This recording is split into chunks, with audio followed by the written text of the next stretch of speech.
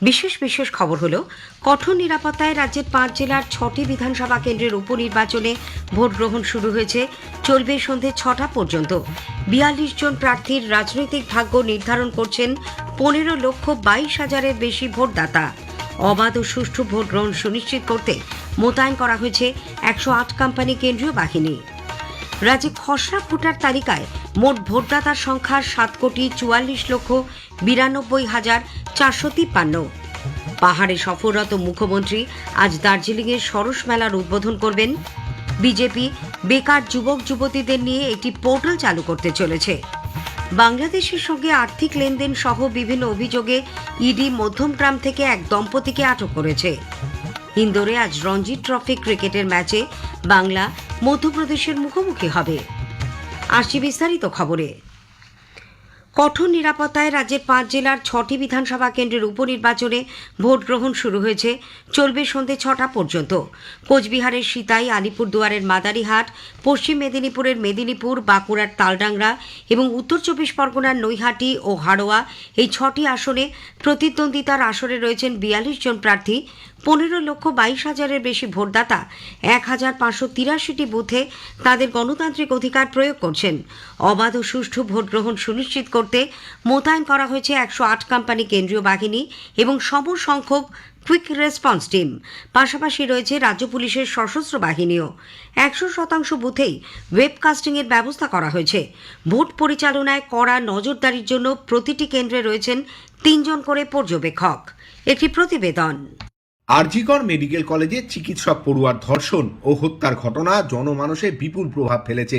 এর জেরে নাগরিক সমাজে তৈরি হওয়া ক্ষোভ ভোট বাক্সে পড়বে কিনা তা বোঝা যাবে এই 6 কেন্দ্রের উপনির্বাচনে। এ নিয়ে স্বাভাবিকভাবেই ভিন্ন ভিন্ন দাবি রয়েছে শাসক ও বিরোধী পক্ষের। তাই উপনির্বাচন জিতে নিজেদের অক্ষুণ্ণ জনপ্রিয়তা প্রমাণ করা শাসক তৃণমূল কংগ্রেস শিবিরের কাছে বড় চ্যালেঞ্জ বলে মনে করা হচ্ছে।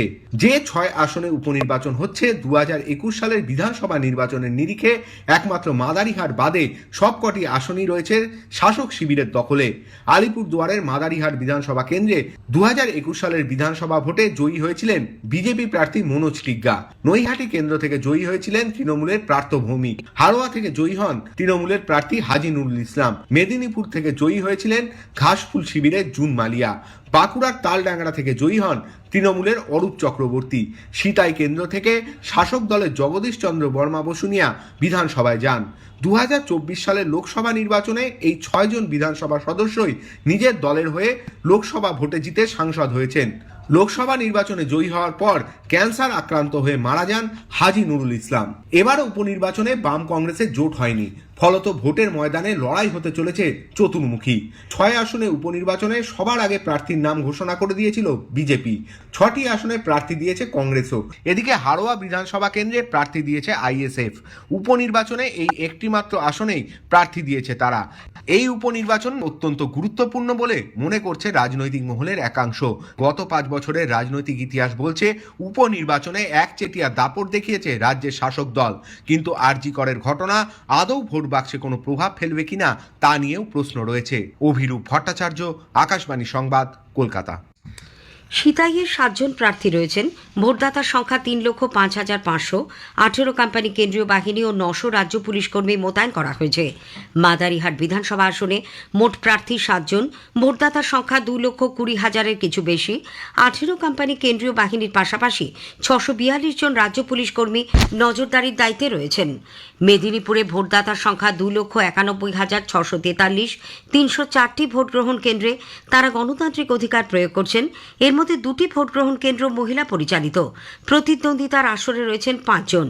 এদিকে ভোটের আগে গতরাতে ডেবরায় দলীয় কার্যালয়ে এক সাংবাদিক সম্মেলনে বিরোধী দলনেতা শুভেন্দু অধিকারী মেদিনীপুরের পুলিশ সুপার এবং শালবনী ও পিরাকাটা থানার ওসিদের বিরুদ্ধে পোলিং এজেন্টদের ধমকানো ও অবৈধভাবে আটকের অভিযোগ করেছেন। ধেরুয়া, চাঁদরা ও কাশিজোড়া এলাকাতে তাদের দলের কর্মীদের ধরপাকড় করা হচ্ছে বলেও তার আরও অভিযোগ। তালডাংরায় 5 জন প্রার্থীর রাজনৈতিক ভাগ্য নির্ধারণ করবেন 2,41,000-এর বেশি ভোটদাতা। নিরাপত্তার দায়িত্বে রয়েছে 22 কোম্পানি কেন্দ্রীয় বাহিনী। নৈহাটি ও হাড়োয়ার বিধানসভার উপনির্বাচন নিয়ে আমাদের জেলার সংবাদদাতা জানাচ্ছেন। কড়া নিরাপত্তার মধ্যে উত্তর ২৪ পরগনার ২ বিধানসভা আসন নৈহাটি ও হাড়োয়াতে উপনির্বাচনের ভোট গ্রহণ শুরু হয়েছে। নৈহাটি বিধানসভার ২১০টি ও হাড়োয়া বিধানসভার ২৭৯টি বুথের মধ্যে বেশ কিছু বুথে ভোটারদের লম্বা লাইন চোখে পড়ছে। সকালের মনোরম পরিবেশে ভোট গ্রহণ চলছে। এরই মধ্যে নৈহাটি বিধানসভার কাপা চাকলা গ্রাম পঞ্চায়েতের ১৭ নম্বর বুথের বিজেপি এজেন্টকে বাড়ি থেকে না বেরোতে দেওয়ার অভিযোগ উঠেছে তৃণমূল কংগ্রেস আশ্রিত দুষ্কৃতীদের বিরুদ্ধে। পল্লব ঘোষ, আকাশবাণী সংবাদ, উত্তর ২৪ পরগনা। রাজ্যে খসড়া ভোটার তালিকা প্রকাশিত হয়েছে। তালিকা অনুসারে মোট ভোটদাতার সংখ্যা ৭,৪৪,৯২,৪৫৩। এর মধ্যে মহিলা ভোটার রয়েছেন ৩,৬৬,০০,০০০ বেশি। ১,৮৪৭ জন ভোটার তৃতীয় লিঙ্গের। এবার ৬,২৮,৯৫৩ জনের নাম সংযোজিত হয়েছে। বাদ গেছে ৪,৫৬,৮৫৪ জনের নাম। ভোটার তালিকায় নাম সংশোধন, সংযোজন ও বিয়োজনের কাজ শুরু হয়েছে। শনি ও রবিবার থাকছে বিশেষ শিবিরের বন্দোবস্ত। জানুয়ারি মাসের ৫ তারিখে চূড়ান্ত ভোটার তালিকা প্রকাশিত হবে। উৎসবের মরশুম এবং সাম্প্রতিককালে জনস্বার্থে রেল কি ব্যবস্থা নিয়েছে সে নিয়ে আজ শোনা যাবে একটি আলোচনা, জনস্বার্থে রেল। অনুষ্ঠানে অংশ নিয়েছেন পূর্ব রেলের মুখ্য জনসংযোগ আধিকারিক কৌশিক মিত্র এবং দক্ষিণ পূর্ব রেলের জনসংযোগ আধিকারিক সোপান দত্ত। সঞ্চালনায় সুস্মিতা মণ্ডল। সংবাদ বিভাগ প্রযোজিত অনুষ্ঠানটি আজ রাত ৯:৩০টায় গীতাঞ্জলি, ১০৭ প্রচার তরঙ্গ এবং ডিটিএইচ বাংলায় প্রচারিত হবে। স্থানীয় সংবাদ শুনছেন আকাশবাণী কলকাতা কেন্দ্র থেকে। পাহাড় সফররত মুখ্যমন্ত্রী মমতা ব্যানার্জি আজ দার্জিলিংয়ের চৌরাস্তায় সরস মেলার উদ্বোধন করবেন। আগামীকাল তিনি যাবেন শিলিগুড়ি, সেখানে তার বেশ কিছু কর্মসূচি রয়েছে। উল্লেখ্য, মুখ্যমন্ত্রী গতকাল দার্জিলিংয়ে জিটিএ সহ বিভিন্ন জনজাতি উন্নয়ন পর্ষদের প্রতিনিধিদের সঙ্গে বৈঠকের পর জানান, পাহাড়ের প্রতিভাবান তরুণ প্রজন্মের কর্মসংস্থানের জন্য রাজ্য সরকার একটি বিশেষ পোর্টাল চালু করবে। একই সঙ্গে পাহাড়ের উন্নয়নে একগুচ্ছ প্রকল্পের সূচনার কথাও জানান তিনি।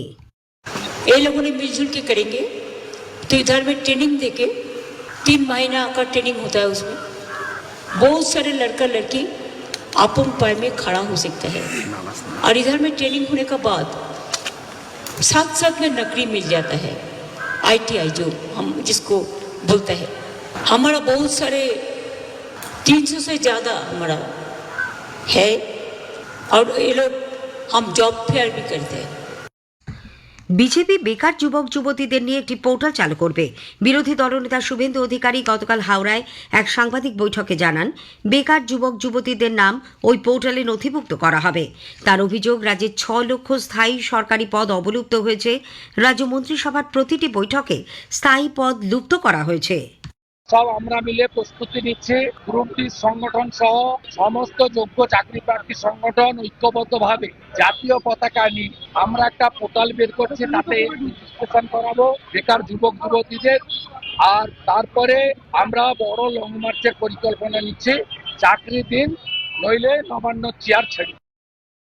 উল্লেখ্য, শ্রী অধিকারী গতকাল হাওড়ার মন্দিরতলায় গ্রুপ ডি চাকরি প্রার্থীদের অবস্থান বিক্ষোভে উপস্থিত ছিলেন।